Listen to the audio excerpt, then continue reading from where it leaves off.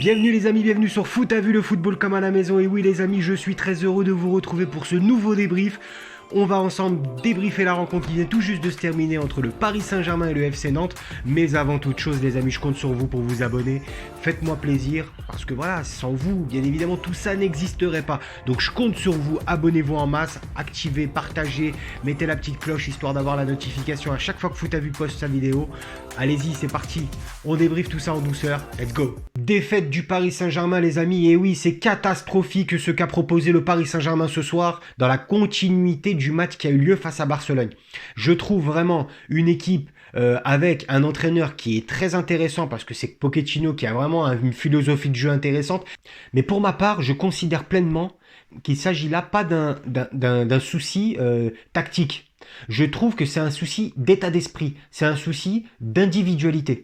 J'ai trouvé une équipe du Paris Saint-Germain individuellement pas à la hauteur, collectivement néant total, ils n'arrivent pas à se procurer, on l'a vu un petit peu en première mi-temps avec vraiment, Paris en première mi-temps a vraiment fait quand même de belles choses, ils ont quand même eu la possession, su se trouver, mais je trouve qu'il manquait quand même, par rapport à la tactique de Nantes, il manquait de profondeur, parce que la tactique de Nantes était de bloquer un maximum les espaces et dans l'axe, et surtout bloquer les profondeurs d'Mbappé. La position d'Mbappé en tant qu'attaquant, en tant que buteur centre, n'a pas été respectée. Il s'est systématiquement déporté sur le côté pour essayer de créer de l'individualité en essayant de dribbler. Mais le problème, Kylian, c'est qu'à partir du moment où tu es positionné en tant que buteur et que tu te positionnes systématiquement sur le côté, qu'est-ce qui se passe? Eh bien, il se passe que tu crées un trou au milieu et tu crées pas le surnombre offensif. Tu vas créer un déséquilibre par rapport au fait que tu te déportes sur le côté,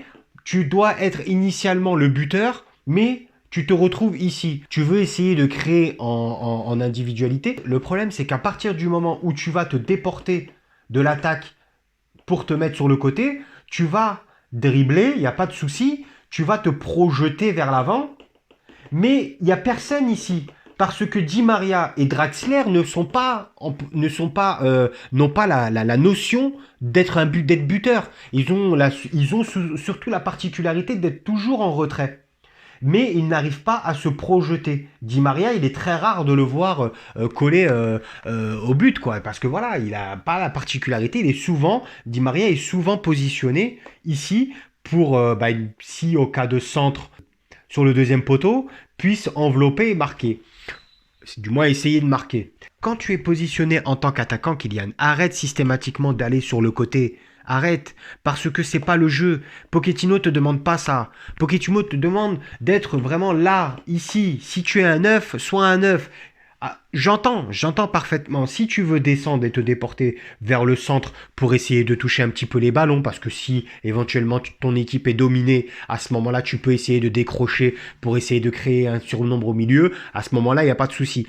Mais non, à partir du moment où tu maîtrises le ballon, à partir du moment où Paris Saint-Germain maîtrisait le sujet, tu peux pas systématiquement prendre le ballon, te déporter sur le côté, essayer de dribbler tout en sachant que initialement tu es attaquant, c'est pas possible parce que tu crées vraiment un vide ici.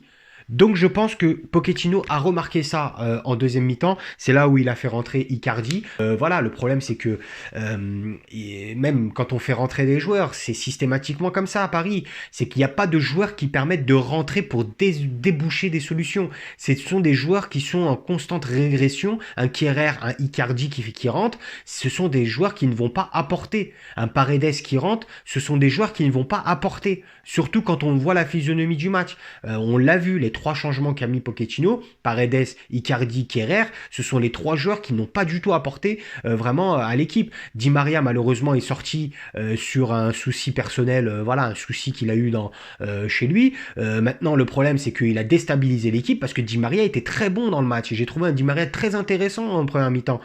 J'ai trouvé que sa patte était très intéressante. Il était content de revenir jouer. Il était content aussi d'avoir signé son nouveau contrat. Un contrat d'un an plus un an en option.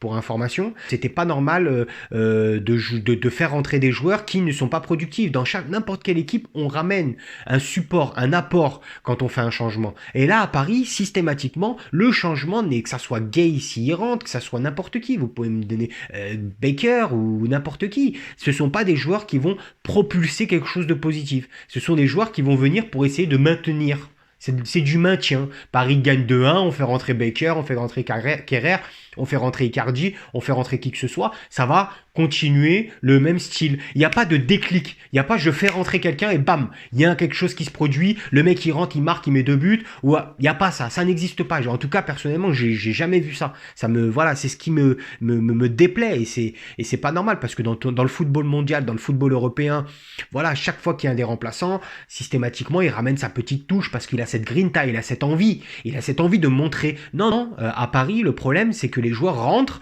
mais ils sont comme s'ils de rien n'était. Oh, moi, je rentre, c'est pour faire mon jeu, c'est pour faire mon match. Non, tu dois rentrer pour apporter. Que tu gagnes ou que tu perds, tu dois apporter. C'est ça le but. Et à Paris, je trouve que malheureusement, il n'y a pas ça. Il n'y a pas cet état d'esprit qui permet de rentrer et de se transcender pour les remplaçants. À chaque fois, et vous pouvez me le dire en commentaire, vous pouvez me dire votre point de vue, je trouve systématiquement que chaque remplaçant qui rentre à Paris rentre pour un maintien.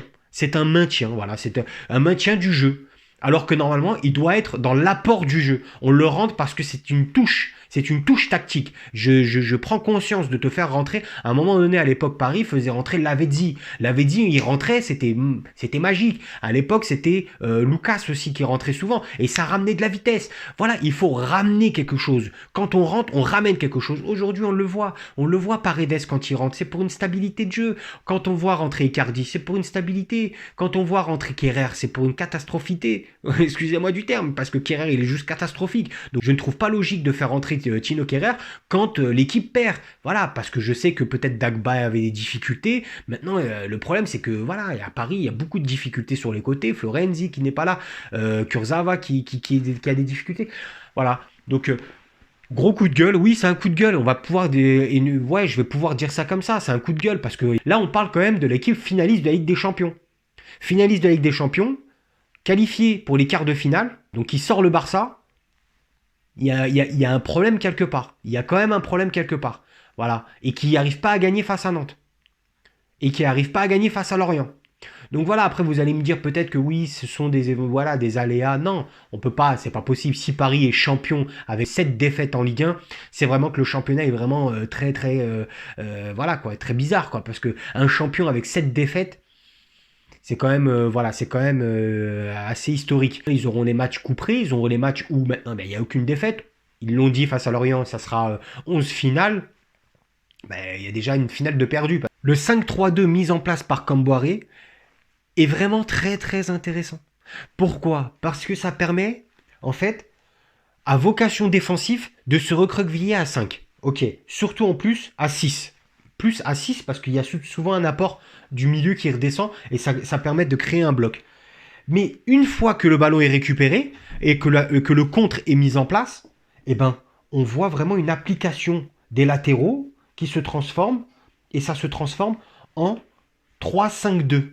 On a vraiment vu ça et c'est culotté de faire ça à Paris quand même. De venir à Paris, de jouer un système de jeu à vocation défensive, jouer en 5-3-2, puis se déporter en 3-5-2, vous imaginez, 3-5-2 c'est le Barça. Voilà, Barça est venu à Paris jouer en 3-5-2. Quand Nantes avait le ballon, Nantes se transformait en 3-5-2, c'est la technique du Barça. Le Barça est venu faire ça. Donc ça crée de l'apport au milieu, ça crée des occasions. On a vu Nantes. Nantes s'est créé beaucoup d'occasions. Et c'est ce qui a fait que voilà, ça a déjoué la tactique de Pochettino. Donc c'est tout à l'honneur de Camboire, parce que Camboire, quand même, il faut saluer l'excellent entraîneur qu'est Antoine Camboire. Je le précise, c'est un excellent entraîneur. Camboire, pour moi, voilà, c'est pas d'aujourd'hui. Ça a été à l'époque de Valenciennes, à l'époque à Paris aussi.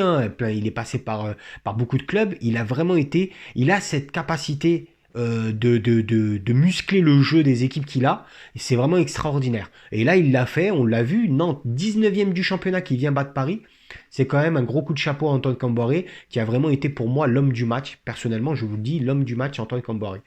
Voilà les amis, en conclusion, j'ai vraiment trouvé une équipe du Paris Saint-Germain vraiment catastrophique. Je vous le dis et je pèse mes mots, c'est vraiment une équipe catastrophique. C'est dans la continuité du match qu'il y a eu face à Barcelone. Il me tarde de voir Neymar, sincèrement, il me tarde de voir Neymar. Il y a quand même quelque chose de positif. Voilà, peut-être Rafinha qui a été titulaire et qui a été plutôt intéressant. Un Draxler qui a quand même été opportun, même s'il a fait un match catastrophique face à Barcelone. voilà, je trouve vraiment le Paris Saint-Germain, mon gros coup de gueule pour ce qui s'est passé. Gros coup de gueule parce que voilà, ça a été vraiment un match très pauvre, très médiocre. Mais il faut vraiment ne pas enlever le mérite au FC Nantes qui a vraiment su jouer le jeu, su respecter les consignes de Comboiré et surtout su gagner au Parc des Princes. Et voilà, moi je trouve personnellement que, encore une fois, ce n'est pas le Paris Saint-Germain qui a perdu, mais c'est le FC Nantes qui a gagné. Et ça, il faut vraiment bien le souligner. Les amis, je vous souhaite à tous et à toutes une excellente soirée. Prenez soin de vous surtout. Et à très vite. Ciao, ciao.